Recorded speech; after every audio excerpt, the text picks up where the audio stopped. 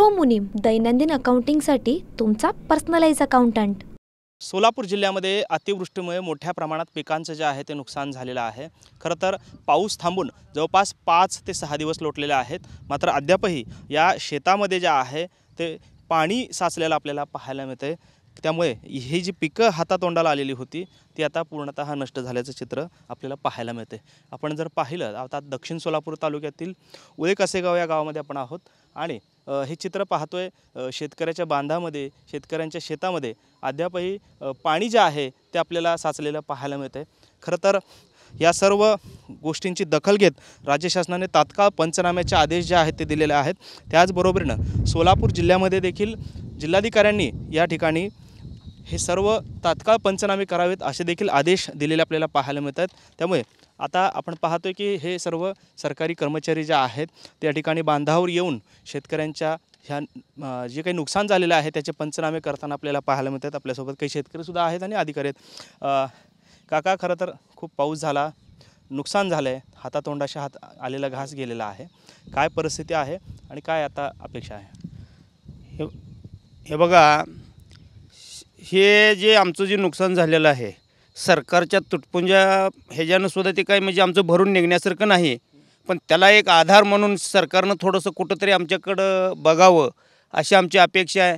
हे आणि एकच शेतकरी असं नाही की आमच्या शिवारामध्ये कुठल्याही ठिकाणी गेलो तर तुम्हाला पाणीच पाणी बघायला मिळेल आणि एकाही शेतकऱ्याचं पीक तुम्हाला व्यवस्थित दिसणार नाही। आज तागायत असं आमच्या जन्मल्यापासून आत्तापर्यंत असं कधी नुकसान आमचं झालेलं नव्हतं। कुठंतरी होत होतं 10%, 20%, 50%पर्यंत, पण आता 100% आम्ही आज पाण्यामध्ये बुडालो आहे।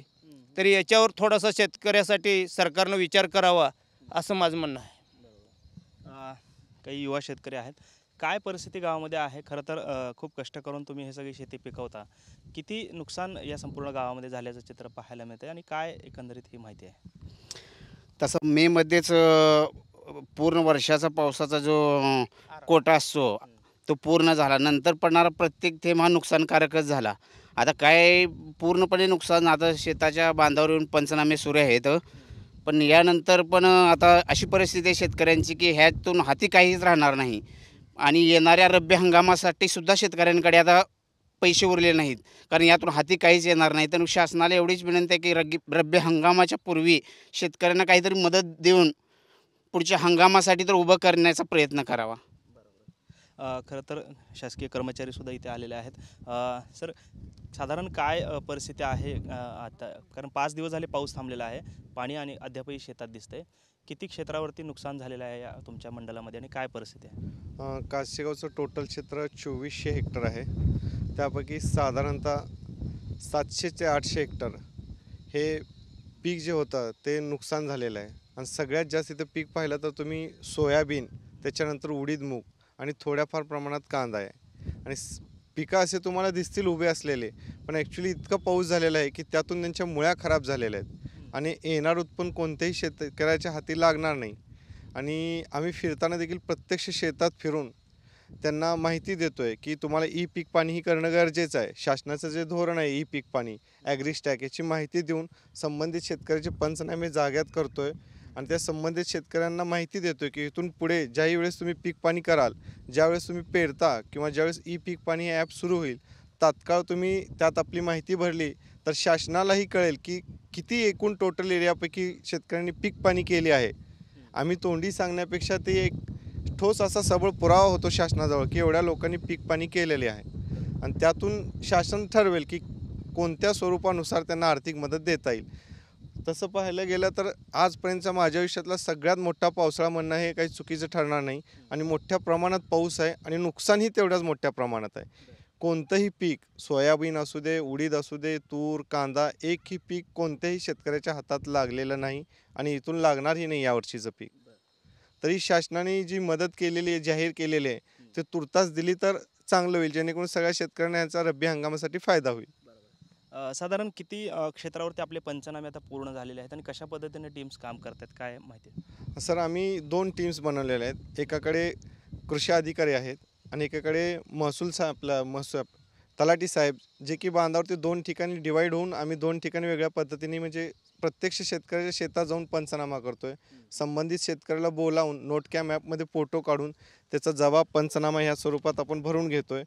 जबाब आणि पंचनामा त्याच्यानंतर त्याला माहिती देतो की इथून तुम्ही ज्यावेळेस ही पेरणी कराल त्याच वेळेस ही पीक पाणी करून घ्या आणि आपली माहिती नोंदवून ठेवा। खरं तर शेतकरी हे सर्व पिकवतो, मात्र अचानक निसर्गाचं हे अशा पद्धतीची अवकृपा होते, कधी दुष्काळामुळे तर कधी अतिवृष्टीमुळे शेतकऱ्याचं नुकसान होतं आहे। काय अपेक्षा आहे सरकारकडून आणि काय एकंदरीत पुढची परिस्थिती असणार आहे?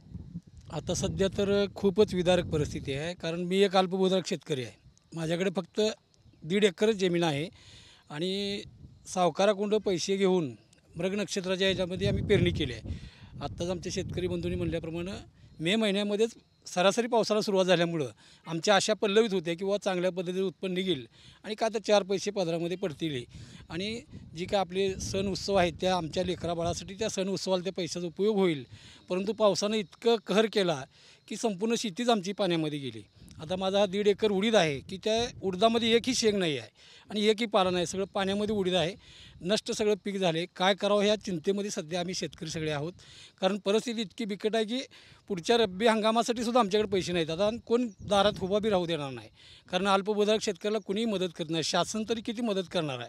तर आमची अपेक्षा अशी आहे की त्या शेतकऱ्याचं पुनरुज्जीवन सरकारने कायमस्वरूपी करावं आणि चांगल्या पद्धतीचा भाव योग्य मोबदला आम्हाला जर मिळालं तर त्या अर्थानं खऱ्या अर्थानं ती नुकसान भरपाई सार्थक होईल असं आम्हाला वाटते।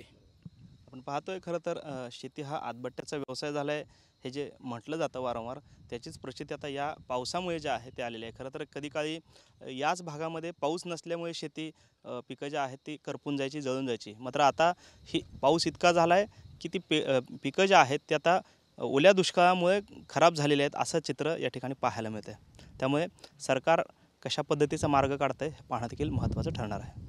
कॅमेरामन विनोद उमनाबादकरसह सागर सुरवसे, TV9 मराठी, सोलापुर।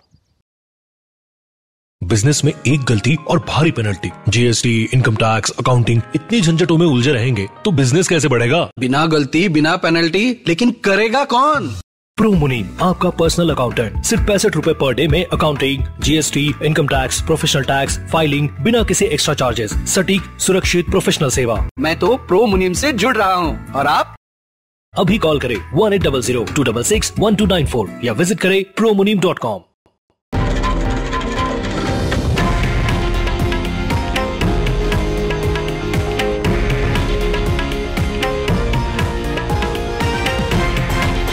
हे आहे देशातील नंबर 1 न्यूज नेटवर्क आणि आपण पाहत आहात TV9 मराठी, एकमेव।